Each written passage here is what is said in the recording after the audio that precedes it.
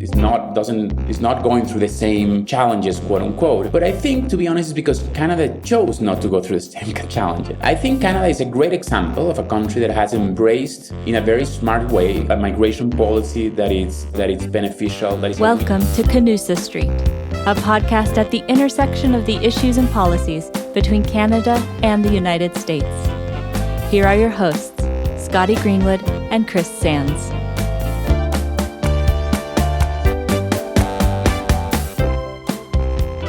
Welcome to Canusa Street, everybody. I'm Scotty Greenwood with the Canadian American Business Council, and I'm joined by Dr. Chris Sands of the Woodrow Wilson Center, and we're in Mexico City. So I think, Chris, it's Canusa Mex. Canusa Mex, yes. We're on the road, as those old Bing Crosby movies used to go, where you go out and see a part of the world. Canusa Street on the road. Great to be here in Mexico City. It's great to see you, my friend. And this is our pop-up studio, our first pop-up studio was in Calgary, Alberta, on the margins of the Pacific Northwest Economic Region. This one is on the margins of something called the North Capital Forum, which is a trilateral gathering, and we'll talk more about that. But we have a wonderful guest, and let me ask you to introduce him. I'm very excited for the conversation. Well, I'm very excited as well. Dr. Dany Bahar is an associate professor of the practice of international and public affairs at Brown University's Watson Institute. He's a faculty affiliate of Brown University's Economics Department and a senior fellow of the Growth Lab at Harvard's Center for International Development. An Israeli and Venezuelan economist, he also has an affiliation with the Brookings Institution in Washington, D.C., the Center for Global Development, CECIFO Group, Munich, and IZA Institute for Labor Economics. So, serious economist, which will put me on my best behavior. Welcome, Dr. Bahar. Thank you so much. I'm so excited to be here in this wonderful city.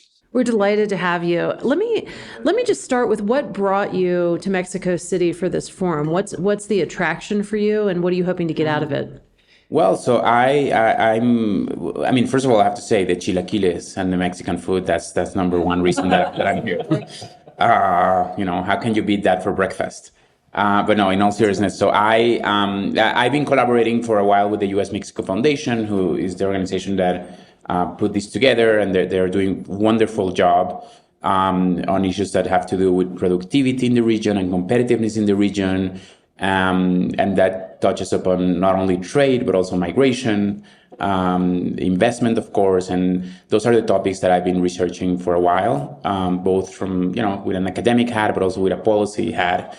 And it's great to be here. I'm going to be hosting a panel on these topics, on how to make the region as a whole more productive and competitiveness. And that, of course, has to do a lot with what every country is doing in its own, but also about the region as a whole and what kind of arrangements and policies can be put together to strengthen the relationship between the countries.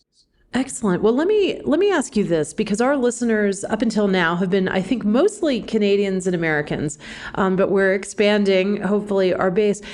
Can you describe for our audience who focus not really on migration, right? Because the northern border of the United States challenges are different. Right? There are people that come across irregularly, but that's not the main driving force. So what is it, what's happening right now with migration into the United States from the United States southern border, and what are the main drivers of that? Well, that's these weeks in particular has been there's a very heated debate in the U.S. as you've been seeing a very large flow of immigrants coming all the way from South America, many of them from Haiti and Venezuela, crossing all the way, often like 7 countries, almost walking through them. In a very arduous journey. I mean, this is extremely difficult. It's not something you would do unless you're in dire straits. Yeah, you're desperate. Yeah. These are refugees. I think. I mean, the definition of refugees is a legal one, but I think that they. All the context around them, it's pretty clear that they're fleeing. They're not choosing to. Yeah. They're actually going through a very dangerous part of the whole continent called between Colombia and Panama, called the Darien Gap. It's a big jungle, I think about 40 miles. and many people just don't make it. It's a really, really difficult. And what journey. makes it dangerous? Is it people? Is it the natural environment? Lack of infrastructure? What is it that makes it so dangerous? It's a mix of things, but I think in particular the physical conditions to be able to cross the terrain there are really demanding. And of course, like every time that you have a corridor which is full with people, trying to flee and trying to maybe escape the authorities, you always kind of a black market develops. Yeah. Right. And in the case of the southern border of the U.S., you have a lot of these known coyotes who are charging an incredible amount of money to help people sneak through the border. And there's black markets like that everywhere. Yeah. And that's why, not to get too much ahead, but one of the solutions to undocumented migration is to legalize migration. Right. And that way you eliminate these black markets and you Take the coyotes out of the equation, in other words. Right. Let me ask you a little bit about that. There's a big debate, I know, in the immigration world, and one that Canada is very much on the edge of, between sort of the old UN High Commission on Refugees sort of understanding, which is that you keep people as close to home as possible so you can go back, and the Global Compact on Migration, which says, we shouldn't distinguish between economic migrants, refugees, and others. They're all people who need shelter and are trying to get someplace and better themselves, and they're not criminal for doing that. How do you think that tension is affecting some of the debates here in the Western Hemisphere about the movement of people? Is there something we could be doing to advance, say, to a more global compact mentality, or do you think that takes us in the wrong direction? Yeah, when you think about that kind of a global strategy on migration, you realize how far behind we are on that, right? Because when you think of trade, which is the largest flow of goods and services, you have the WTO, the World Trade Organization, right. Very set of organized rules. Everybody sits together, they plan together. There's an arbitrage mechanism. I mean, it's a very well institutionalized setting. And even if you don't think WTO is that good, here in North America, we have a really solid trading system. Right. The And within regions, you have very well established. Yeah. Then when you think about trade, investment, which is the other international flow, you have also a whole set of institutional settings, like, more in the private sector, like SWIFT, and then other organizations. Right. But when it comes to migration, there's nothing. Yeah. There's no global migration organization. There's kind of the ILO, the Institute, the International Labor Organization, exactly. But that's about labor. That's about working conditions, not about movement, Right. right? Labor as well. Yeah. So and it's very narrow in the sense that I think that one related reflection is that we as economists did a big disservice to the world. Because for decades, when we talked about migration, we only talked about labor markets. That was the only thing we cared about. Like, are migrants going to come, increase wages, reduce wages, unemployment? And there's like 100,000 different studies on that. And all of them find that that's not the case, that, migrants are not putting special threat on the natives' labor outcomes. Right. But there's so much more to migration, right? I mean, when people think about trade, you don't only think about trade and unemployment. It's a big part of it, but you think about trade is a big opportunity for people to consume at lower cost. It's a better way for productivity gains in the country. So there is a small but growing group of scholars that I feel very proud and humbled to be part of them, that are looking at migration from a very different perspective and look at things such as entrepreneurship and innovation and great absolutely. things. Just one reflection to circle back to what you were saying before, is that we don't have an institutional setting to do that. I think we're very far away, and what we have is different countries doing different things. And you were mentioning at the beginning Canada as an example of a country that is not going through the same challenges, quote unquote. Right. But I think, to be honest, it's because Canada chose not to go through the same challenges. Really? I think Canada is a great example of a country that has embraced, in a very smart way, a migration policy that is beneficial, that is a win-win for the country and for the migrants. And when it comes to refugees, I think Canada is a role model. Politically, I think Canada is one of the countries that welcomes people from around the world. I don't think it's as efficient as it gets credit for, but I guess it's a pretty low bar. Exactly. Yeah, I would say so.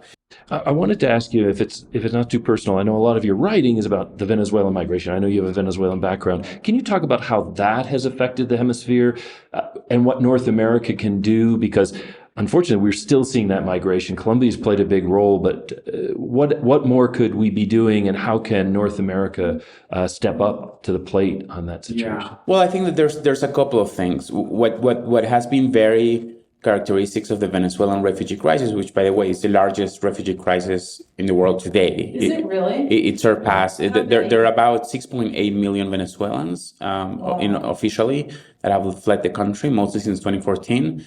That surpasses the number of Syrians. No kidding. I actually didn't know that. And they're leaving because the situation at home is untenable. It's violent. There's no jobs. There's no way to support their family. And there's a lot of political persecution. And they're fleeing a cruel dictatorship that is not only cruel, but it has also completely destroyed the whole fabric of the economy of the country, which was the richest country in the hemisphere a few decades back.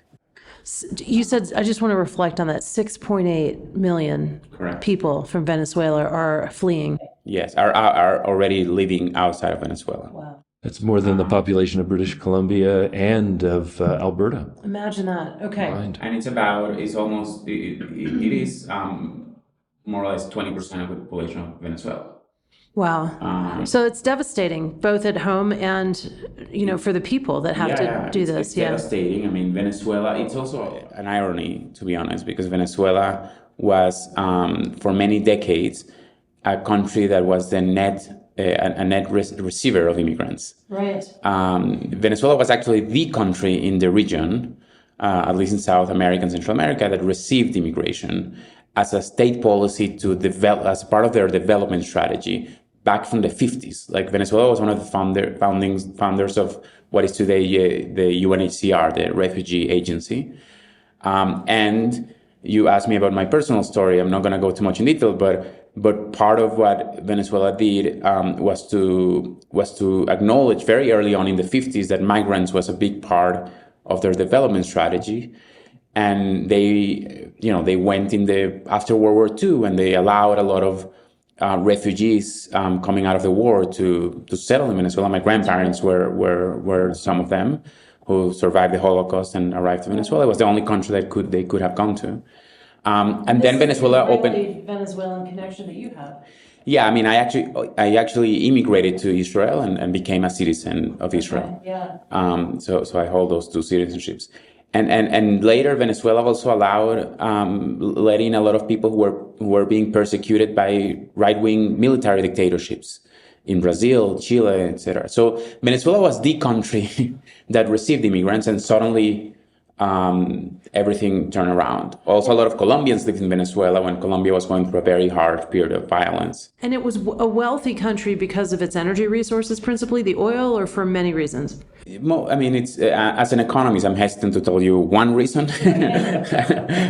If some of my colleagues are listening to me, I don't want to. We're very obsessed with the causality and correlation thing. But putting that aside, of course, oil played a huge role, right? And oil, Venezuela, as of today, still has the largest proven reserves of oil in the world. And second is Saudi, and third is Alberta, right? I think that's right. Yeah. And Venezuela in the 70s had a huge growth episode, in part thanks or because the huge spike in oil prices in after the war in 1973 in the Middle East. So sorry, Chris. So just one more. What? And I'm sorry to be so simple-minded about this, but it's such an honor to be able to have a conversation and get smarter on something that I don't think about every day. So what flipped the switch? So you talked about Venezuela being this place where having a policy of welcoming migrants and building its economy that way, and that being part of it. What changed? In 1998, Hugo Chavez was elected to power in Venezuela as the president, and that started a whole different way of managing the economy, which looking backwards, I would say it was a big mismanagement of the economy. And it's very simple, actually. Chavez experienced the largest and longest oil boom in the modern history of the country. If you remember, in the early 2000s, the prices of oil were above $100 a barrel. Venezuela was exporting like a good amount of oil. Right. Venezuela had a very robust oil industry. Now less so because maintenance and all that a lot of the human capital has left too. So Chavez did exactly the opposite of what I teach my students in macroeconomics that you should do. Okay. And what every country that deals with natural resources do. What Chavez did is to use all the income from oil, not to save it on the rainy day pot. Right. So they spend it all. And at the same time, they put so many controls on the private sector that all of the consumption that was happening in the country was through imports. Everything was being imported. Yeah. The moment the price of oil goes down, 2014, then you end up in a situation where you have a private sector, you can't import anymore. And the private sector can't really respond to the demand, to the local demand. So that's when you started hearing in the news, if you remember, in 2014, that there's no toilet paper in Venezuela. Yeah. And those stories, right? And that's what happened. And the cherry on the top of the cake, ironically, and speaking of course, is that they not only spend the money, but they also got a lot of debt.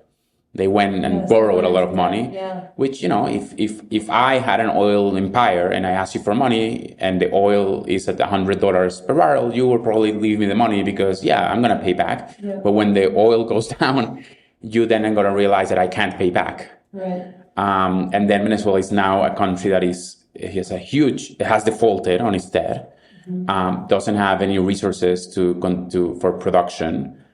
Because the private sector has gone through price controls and all sort of things that has kept them from actually executing exercising their business activity, and that of course the poorest of the poor, the ones who are paying the heaviest toll, because the solution they did at the moment, and not to get too much into this, is that when you can't borrow anymore, when you don't have resources from oil, well, the only thing you can do is to turn on the little machine that prints money. Yeah. And then you get hyperinflation. And then it devalues. Sorry, Chris, one more, and then I'll over to you. What happened to the money?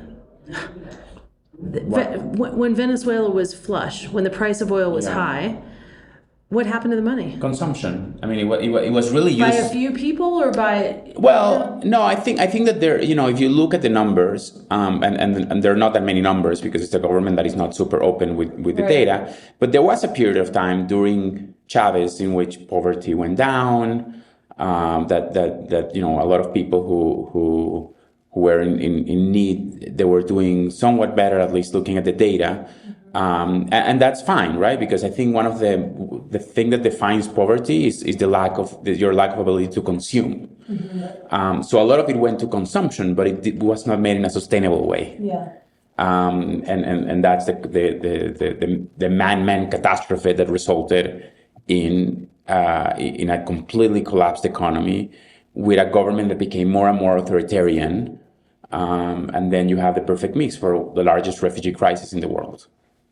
That's an amazing story. And I want to kind of take us to something a little more positive. Well, I cheer everyone up here. And some of the work that you've done, which I've read, it really focuses on something I think very relevant to Canada and to the United States, which is the connection between what you call birthplace diversity and economic growth. Can you talk us through that? I mean, we've got two very multicultural societies in the US and Canada and Venezuela at one time. How is that connection made? Yeah, I think that the punchline, as you said, is that diversity is good for economic growth. Diversity of ideas, diversity of backgrounds, etc. And I think that the intuition is very simple, and it's that talent is not concentrated in one place in the world. Talent is spread around the world. Yet about 97% of the people in today's world live in the same country where they were born. 97%. 97%. Wow. So we have huge restrictions to labor mobility or to mobility in general. But the fact is that in the few places where you have a lot of diversity, because there has been a lot of movement, you do see that these places tend to do better in terms of economic growth, which is maybe the ultimate aspect, but you also see it in teams that are doing innovation.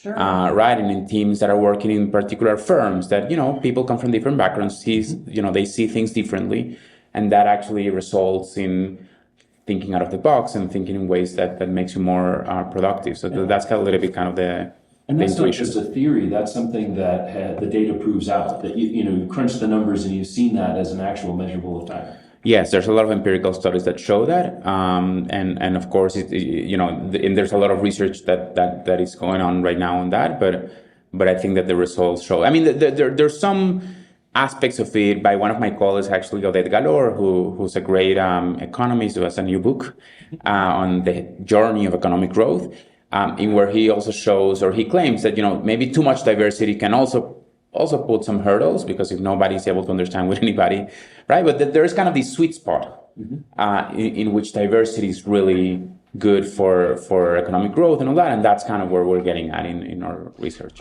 You mentioned too the Venezuelan diaspora, and we've talked about different communities in these conversations before.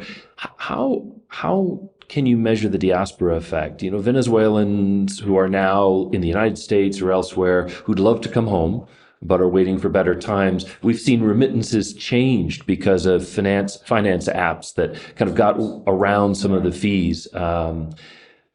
How is the diaspora connection to what's going on in the home country? Is it a force for change, or is it simply a consolation during the hard times that they've Yeah, no, that's a good question, and I think that diasporas are tremendously powerful. And there's a couple of things here before I go into some examples, but just one point that I think is important, because we were talking about refugees and for instance the role of Canada, which is usually very positive, I think, than in the US and other countries. I think we usually, and I don't know why, but we usually make the mistake to think that when we see a huge refugee flow, we tend to believe, and I think maybe this comes out of from good intentions, that people are just going to go back really quickly, right? So Syrians left in 2010, and we said, okay, let's just host and welcome them, but in a year or two they're just going to go back. Venezuelans went to Colombia and said, okay, well, in 6 months they're just going to go back, and the government at the time created a 2-year visa, which is it was a very nice gesture, but a very limited time frame. Same thing with Ukrainians now, right? What you hear with Ukrainians, like, yeah, they're just going to come. The reality is that people don't go back that easily and that quickly.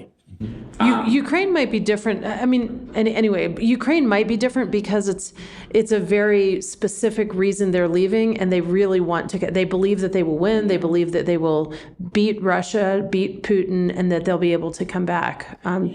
We'll see. But I think Syria has a lot of similarities with that. Yeah, I mean, I think the Syrians thought that the civil war would end, Assad would, and I think that at some point it's been already 6-7 months.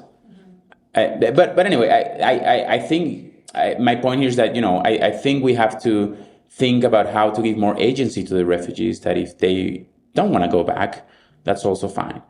And in that sense, not only is it fine, but it is potentially good for whatever country they're coming to. It's potentially good, and it's potentially good for the country they're in. It's hugely important for the country they're from. And we have one study in particular that looks at this very carefully, with all the caveats and unknowing economies of really trying to establish that this is a very robust connection, in which we studied the case of Yugoslavian refugees, Bosnians, Serbians, Croatians, in the 1990s.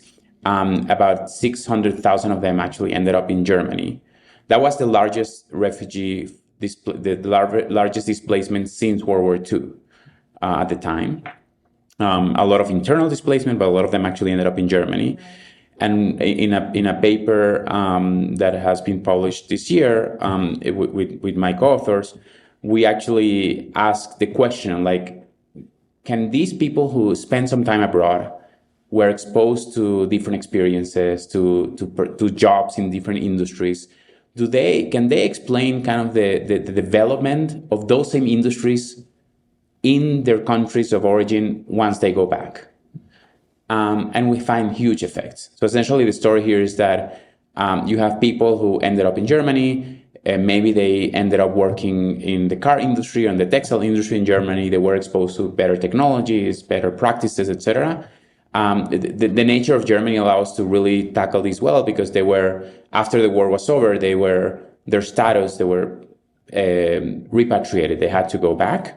So a lot of them actually go back, and we trace that, and we see that the car industry and the textile industry in Yugoslavia are the ones that, in the Yugoslavian countries, like so the 7 Yugoslavian countries that the former Yugoslavian republics, those industries are really are the ones that perform the better.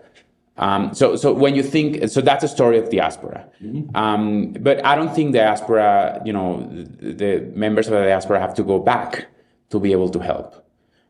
There's so many ways, right? So one way is remittances, which is the one that we hear the most. And in some countries, remittances are really important, are a big part. I mean, we're in Mexico now. Right. Mexico is a huge receiver of remittances. And just to clarify it for people, that means, you're living, let's say, in Canada, and you send some portion of your paycheck, your earnings back to Mexico or Your Venezuela family members, or wherever, exactly. right? Your family members, your friends. And you help support them. So you're helping both economies, really, in some ways. Yeah, and in some countries it is a huge flow, but sometimes it could be 10-15% of the GDP of a country, particularly of small countries like maybe Armenia.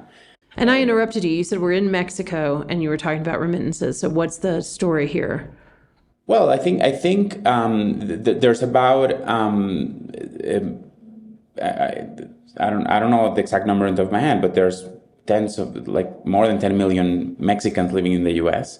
That's a huge diaspora, and they do send a lot of their income back home. And I think that there's, of course, different stories in different parts of the country. There's a city in which they had set up a policy in which for every dollar of remittances, the city will also put a dollar for investment. So there are all these kind of things that happen. But I think in the most basic aspect of it, that is helping people who are struggling perhaps to consume more and maybe to invest more, right? And maybe to create a small firm. It doesn't have to be a small firm. Doesn't have to be Google. It can be a small, mom and pop shop to where you can buy. So it puts some fuel in the economy, and that's kind of the most first order way in which diasporas help. Well, sure. And we think about trade policy. We talk about it a lot on Canusa Street, and one of the ideas behind trade is the rising tide lifts all boats, right? So this idea that however people build their own prosperity, that's good. That's good for the United States. That's good for Canada. It's actually good for everybody, because you said they consume more, we sell more. So why don't we take a little break here? And when we come back, Chris, I know, Dany, you're an economist. I'd like to also talk a little bit about policy and politics and how all of this affects that when we come back. Canusa Street is co-produced by the Canadian American Business Council. Can't get enough of Canusa Street? If you're looking for more on Canada-US relations, sign up now for Scotty Greenwood's weekly newsletter at cabc.co for the latest updates on the bilateral relationship delivered right to your inbox. All of that and more at cabc.co. Welcome back to Canusa Street. We're having a conversation with Dr. Dany Bahar from Brown University, who's here in Mexico as we are at the North Capital Forum, the U.S.-Mexico Foundation's conversation about the future of North America. And Dr. Bahar, I wanted to ask you, before the break, we were talking about diasporas. I wanted to ask you about an issue that's very live in the Canada, U.S., Mexico space, which is the issue of credentialing. You have a PhD, I have a PhD. That's nice, because usually don't have a PhD. You should have an honorary one. But I have a podcast. We can probably get one. But our degree transfers really well. But when you're talking about migration flow, you often have people who have skills that just don't get recognized in their home country, and it hurts their ability to make their best contribution to local economies. What can we do on credentialing, and what's the data show about the effect on a country that is generous in recognizing credentials or creating a way you can test in to meet the local standards? That's such a central question, right? Because I think that diaspora's helping in ways. We were talking about remittances, which is kind of the first order. You go to the bank, you send, but there's so many other things. Diaspora's help, for instance, in terms of setting up networks between countries to facilitate trade and investment. This has been shown empirically, right? So if you're a Canadian that moves to Mexico, you might help create some synergy between a firm in Mexico and a firm in Canada, because as a Canadian migrant in Mexico, you know both places, right? Mm-hmm. So that's an important part of global trade. And there's the idea that also migrants, the diaspora can play a huge role in transferring know-how and knowledge, which is the example we were talking before in Yugoslavia. But for that to happen, you need policies in place that will help these migrants to integrate as much as possible where they are. And the reality of it is that you're mentioning credentials, which is a big one, especially for, of course, people who like skilled, quote unquote, individuals, in which there's no one set of rules. And countries like what we've seen in Latin America with the Venezuelan case is that countries were not prepared for this, and they also don't have a good institutional setting to see how are we going to accept credentials from another place, right? And I think I don't know exactly what would be the best design for that in terms of making that process simple and easy, but that is part of the bigger question and the bigger policy on what do you do to help people integrate as much as possible and reach their full potential wherever they are, because that is not only a favor that you're doing to them, that is essential for you as a country that is receiving these migrants to have if they're reaching their full potential, that's good for the economy, for everybody, and you're also helping indirectly down the road the country that they're coming from. So I think that's a huge topic that I think is actually quite under-researched. And something that I'm looking forward to get more into it, just because sometimes even we stop at the idea, okay, let's just give them a visa, which is of course a first step and it's great, but finding a job is hard. You don't only need it's hard for all of us. Like you need networks and so on. So imagine how hard it is for a migrant.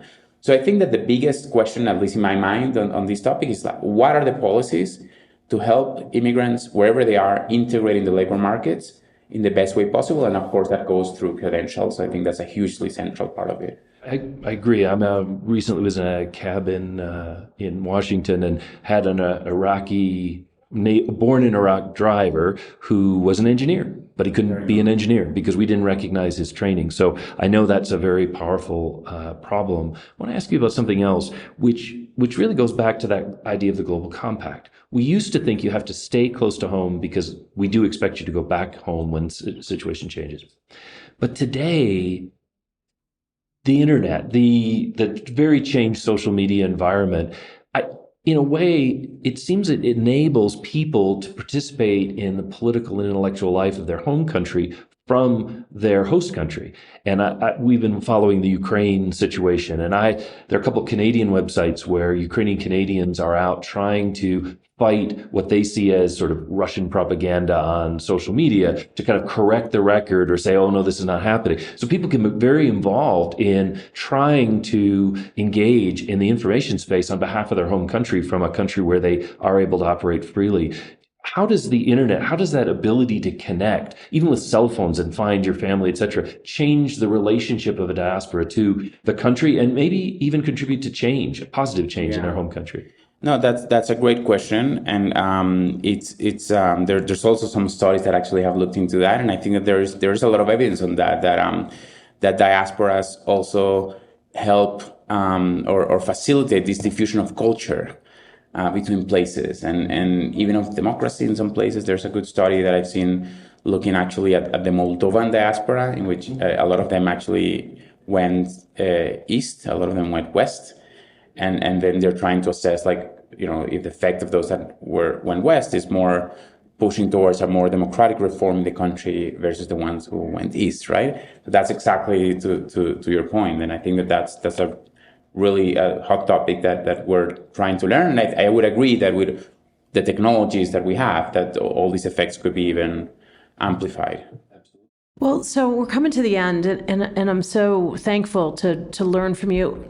I want to ask you here as we kind of come to the end, maybe one more question, and Chris, maybe you have one more, and then you can conclude with everything you want. Ask questions too. Yeah, you sure. But based on your experience, your personal experience, your academic research, you've talked about, we don't have global institutions that deal with human beings moving around the world sufficiently, and we need public policies to also deal with this phenomenon. In your mind, what is the ideal scenario? Like, who's the global body to do this? What are the policies that are needed? I know I'm oversimplifying, but if you could just design it, what it being public policy in the world, what would it look like? Yeah, I will give you. As a good professor, I will change the question. I will give you perhaps not like the big picture. At least you're not a lawyer, Yeah. But a good example of one. And I think my colleague and great economist at the Center for Global Development, Michael Clemens, who was like a thought leader on this topic, has really put forward this idea of something called the Global Skills Partnership. And essentially, the idea is that countries can do a much smarter immigration policy that links their labor market needs with the potential immigration flows. So these are very. I think this has a lot of potential to be institutionalized. And an example would be like the U.S., for instance, needs a lot of health workers, which is not going to be fulfilled by Americans, by locals. It's just, the numbers are not there. That's right. And these take us with the baby boomers aging and needing more care, etc. Yeah. These take us also to a bigger conversation, or maybe a short sentence we can talk at the end about, why is it so crazy that with all this inflow of Venezuelans and other immigrants coming to the U.S. And having such labor shortages, our first thought is, this is great. Let's just, let's just give them a right to work, and they can. No, that's not the conversation happening in the U.S. Yeah. So anyway, but a good example is that you have certain positions. In the case of the U.S., if you go right now, go to your computer and go to the BLS website, the Bureau of Labor Statistics, and they will tell you what is the forecast of the occupations that are going to grow the most in the next 10 years. And those occupations will include nurses, right. Will also include cooks and fast food restaurants. And the reason is that, the economy needs everybody, because the nurse needs the cook and the cook needs the nurse. So we are much more complementary to each other than we are substitutes.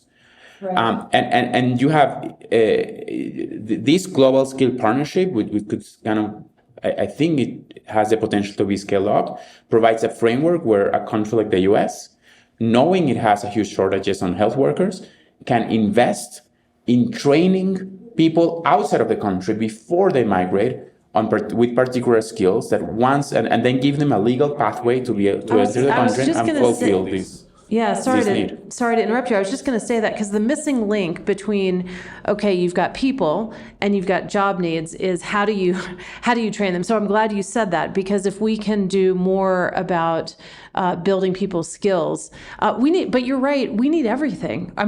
Every job. It's not just healthcare and cooks. It's also engineers. It's IT. It's software, and it's agriculture. Chris, I was in, just a quick aside here. I was in Halifax, Nova Scotia, sitting with a company that is a really iconic bakery out there, and they bake these delicious confections. And the CEO, she said to me, "I've got 80 jobs, 80 vacancies that I can't fill. I need people that can bake or that are willing to learn. I'll train them. But the Canadian system is so slow; it takes 2 years." And she can't wait 2 years. And people that are fleeing, that are refugees, can't wait 2 years. So we also need to move with haste. We need speed somehow in the system. We have data, we don't have speed. Exactly. So and we don't have political will. But we have the data to really plan in a way that makes a lot of sense. And you're right, we don't have political will because still, when politicians think about migration, they only think about wages and unemployment. And there's so much more. We've got to come back on another episode and talk about political will. But before we do that, Chris, over to you. Well, just my last question, really, and it's all a level of analysis problem. We've been talking about domestic policies and so on, but we started this conversation talking about international institutions. And Canada, unlike the U.S. is really good at starting the conversation, but Canada's middle power has often excelled by embracing issues like this and then working through multilateral institutions to create things with other middle powers. I mean, they have a little bit more, I think, sometimes time and energy and skill in working in the weeds than the U.S., which is a big bang, big country, But maybe Canada and the U.S. working together could be a catalyst for some of the international or multilateral change that you identified as being necessary. Do you think that's plausible? Is this something that we on Canusa Street should be endorsing for a project for the 21st century for these two neighbors? Well, I think definitely something worth endorsing, and I would endorse it too. My pessimism comes from the fact that it really has become such a politicized issue that it really will depend on who's sitting in the White House and who's sitting in power in Canada too. That's right. Even though I think that in Canada there's a bit more of a consensus on this, but I mean, compared to governors in the U.S. sending people on buses, I mean that's really like. The beyond. So I mean that's my hope, but I don't know. Our work as technocrats has to really be on steroids to really try to show these facts and try to make everybody to give some sense on this discussion. In a way, as two countries built by immigration throughout their history, Canada and the U.S. should be an example of how this can work. Over the long term, if we can just realize how much the benefits are. And your research has really, I think, pointed us in the right direction. Thank you, Dr. Dany Bahar, for being with us today. Absolutely. Thank you. And if there's one last word you'd like to give us or a last thought, we'll leave the last word to you. Yeah, no, it's been such a pleasure. And I'm a big fan of the podcast and of Canada. I live now very close to the border, I live in Boston, so it's a 5-hour drive to Quebec, which I took with my daughter before she turns 1, so to show her there's other countries. That's fantastic. And did she learn to speak French during your little sojourn? Yeah, our French was very rusty, so we thankfully English was what allowed us to. And you have your own podcast. I have my own podcast, which we're relaunching this year, called Economists on Zoom Getting Coffee, in which we have every episode a conversation with an economist about topics, about the big question that keeps them busy, but that are important to all of us. That's better than Economist on Zoom on mute, which is a really boring podcast. So, but it happens. It happens. Thank you so much for joining us. Thank you. A pleasure. Cheers.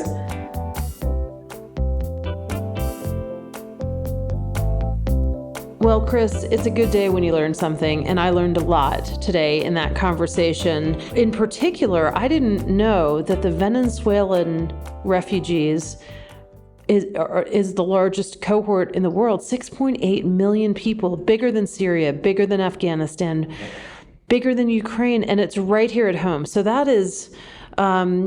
It feels urgent, and yet I don't think we have the urgency in the United States and Canada maybe that we need on this issue. What do you think? I agree. I think what's happened with Venezuela is that it sort of snuck up on us. Ukraine was a big bang. Syria was a big bang.